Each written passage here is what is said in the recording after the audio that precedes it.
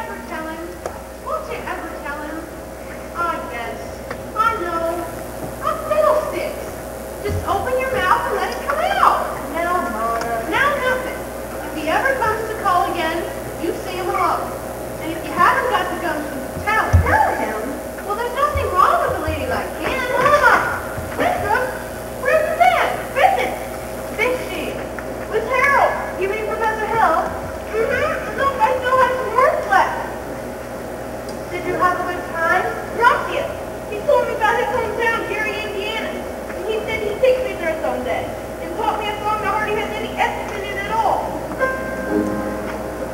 Gary, Indiana, Gary, Indiana, Gary, Indiana. Let me say it once again.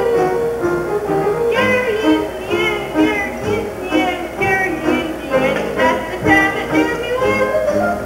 If you like to have a lunchful explanation, how it happens beyond dog and take your bacon. I will say without a moment of hesitation, there is just one place that you like my face. Gary, Indiana, Gary, Indiana, not Louisiana, Pet Brand, New York, or Rome. But Gary, Indiana, Gary, Indiana, Gary, Indiana, my home sweet home. If you like to have a lunchful explanation, how it happens beyond the drug situation, I will say without a moment of hesitation, there is just one place that you like my face. Gary, Indiana, Gary, Indiana, not Louisiana, Pet Brand, New York, or Rome. But Gary, Indiana, Gary, Indiana, Gary, Indiana, my home sweet home.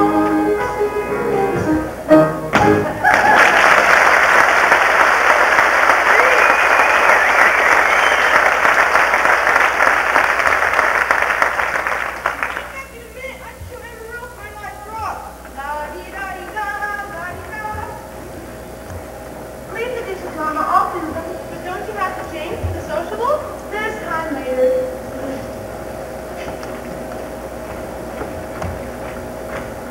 Jim's living around here somewhere. The ship's home is on the east zone, west zone. Aw, criminy! Say, you're a piano teacher in town. You must know about this fella Hill forming a boys' band. Yes. Don't let it worry you, man. I got the goods on him in spades. Swindling 2-bit thimble rigger. That's why I gotta see Shin. Number 8 only makes a 15-minute water stop. Sure, she was 20. I can concentrate 5 minutes on you, girly girl. Who are you? Means Charlie Cow. Anvil salesman. Now I'm just got to respect the good name of Cow returning from that swindler. Mr. Cowell, you're making a big Mistake my old lady's corset cover. He's been the raspberry seed in my wisdom tooth long enough. He spoiled Illinois and ain't gonna spoil Iowa too. Say, what kind of music teacher are you anyway? You didn't see right through him. Why he's no more professor? I know all about that. Professor Banditers are always called Professor. It's a harmless conception. He's a fine director. His collective... Just a minute, fine director. Have you heard one note of music from any band? No, but I'm sure that... But nothing, girly girl. He never formed a band in his life, and he never will. If you'll just listen to me for a minute. I'd like to. I'd like to do more than that if I had the time. Sure got the inclination. But I gotta catch a train, and I gotta leave this dynamite somewhere on the way to the depot. Bye, girly girl. See you next time around. You'll never catch that train at the depot. You'll have to catch it at the crossing. No, sir. I've got to leave word about that fellow Hill, and I can see you're not the one to leave it with. Just a minute, Mr. Cowell. You don't know me very well yet. Is that an invitation? No, but, I mean, I don't know you, and... Yes, I need more time anyway. I mean, as well as I'd like to. No problem there, girly girl. I've never met an anvil salesman before. That's something, well, quite different. Takes a real salesman. Anvils have a limited appeal, you know. What am I doing? I'll miss my train. I'll lose my job. And I gotta leave word about that fellow Hill. Leave word with me. Not on your tin type. How do I know you'll deliver these papers? Try me. There's your train. Now run for it. Why you double deal, little? Who do you think you're protecting? That guy's got a girl in every county in Illinois and taken away from every one of them. That's 102 counties. Not counting the piano teachers like you, he told us up to keep your mouth shut. Neither one of you heard the last of me, girly girl.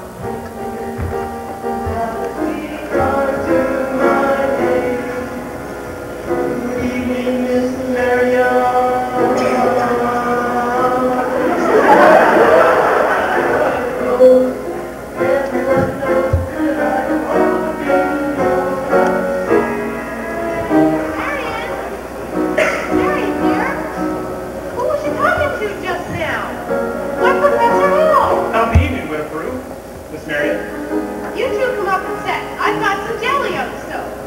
no jelly on the stove, Mama. Well, I'll put some on. Shall we set, as your mother said? Well, You did ask me to call. Did I? I didn't mean anything. Now, Miss Marion, I'm not suggesting that your invitation implied anything but academic and light. The think system? I've been over to your house a couple times this week and trying to explain it to you. But there always seem to be a lot of people over there. Mostly ladies, I thought. Yes, Mrs. Squires and several of the ladies. That's good. Wouldn't want anyone beating my time. You wouldn't? No, man. Well, evidently, it's not the convenient night.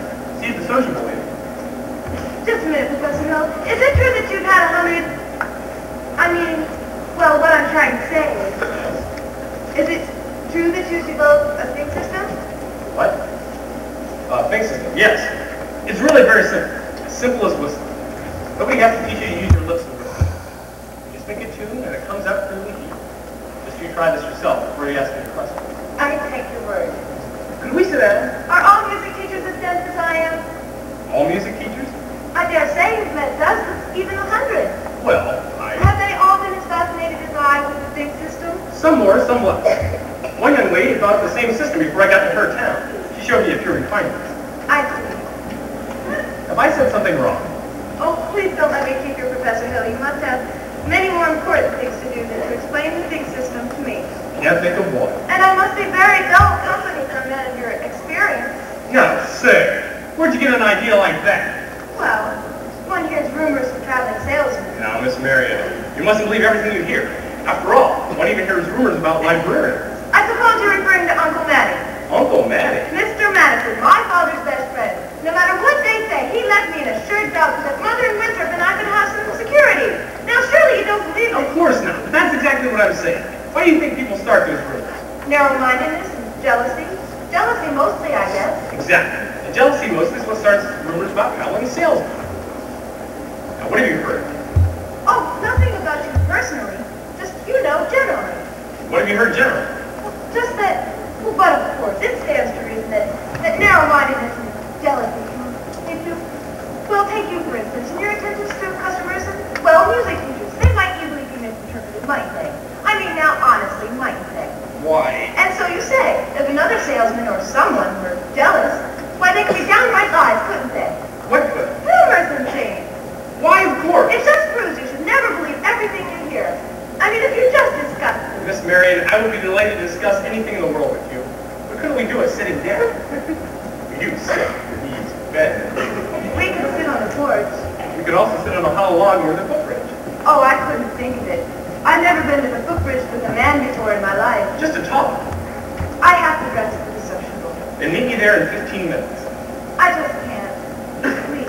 Maybe tomorrow.